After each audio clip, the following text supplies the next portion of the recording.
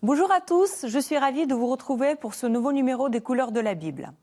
La flagellation fait partie des tortures subies par le Christ après son arrestation au Jardin des Oliviers. Les évangiles mentionnent Pilate donnant l'ordre de flageller Jésus avant le châtiment sur la croix. Pourquoi les bourreaux de Jésus sont-ils représentés laids? Pourquoi le Christ ressemble-t-il à un Apollon antique? Je vous propose de découvrir les réponses à travers 3 tableaux. En 1501, le peintre allemand Hans Holbein l'Ancien peint une flagellation pour le retable destiné à une église dominicaine à Francfort, en Allemagne. Le Christ est attaché à une colonne au milieu d'une foule de spectateurs et de bourreaux qui élèvent leurs fouets et leurs brindilles pour le frapper. Le personnage à gauche du Christ lui crache au visage. Des fouets et des brindilles sur le sol suggèrent-ils que cette flagellation est devenue un véritable divertissement pour le peuple, où chacun peut participer à la séance de torture? Le Christ baisse son regard. Son visage au très fin s'oppose au visage disgracieux de la foule. Des fronts trop bas, des nez trop gros, des mâchoires crispées, la noirceur de l'âme s'exprime à travers cette laideur, qui est signe du mal dans une longue tradition picturale et qui contraste avec le calme et l'état impassible de Jésus. Le tableau du peintre italien Bacchiacca, qui est peint seulement une quinzaine d'années plus tard, vers 1515, paraît pourtant très différent.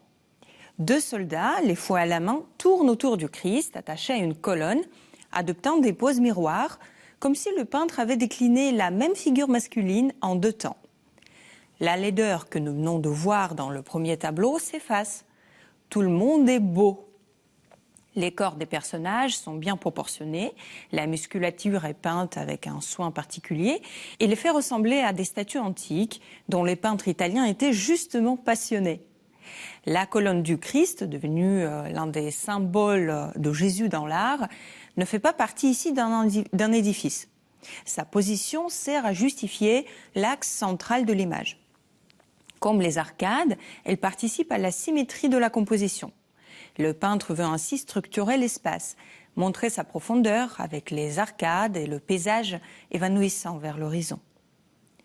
Au milieu de ce monde élégant, le Christ apparaît sans aucune souffrance.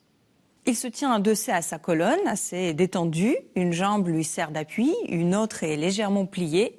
C'est la fameuse posture appelée le contrapposto, typique de la statuaire antique. Tel un Apollon, il exprime à lui seul l'esprit de la Renaissance au temps de Raphaël, avec le goût des peintres pour l'Antiquité et pour la figure humaine. Notre 3e peintre, Girolamo di Romagnino, peint sa flagellation du Christ dans les années 1540, vers Brescia, proche de Milan et des lacs du nord de l'Italie. Le Christ est au centre, ses bourreaux sont groupés autour de lui dans une composition serrée, très compacte, qui accentue leur agitation. Un soldat s'accroupit sur la droite et il est en train de nouer ses brindilles, les retenant avec son pied.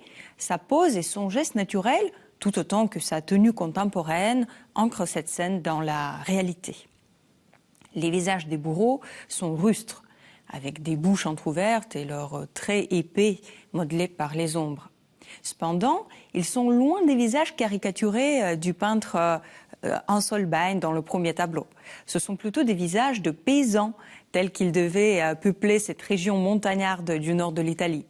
Ils devaient rendre l'image encore plus familière aux yeux des contemporains.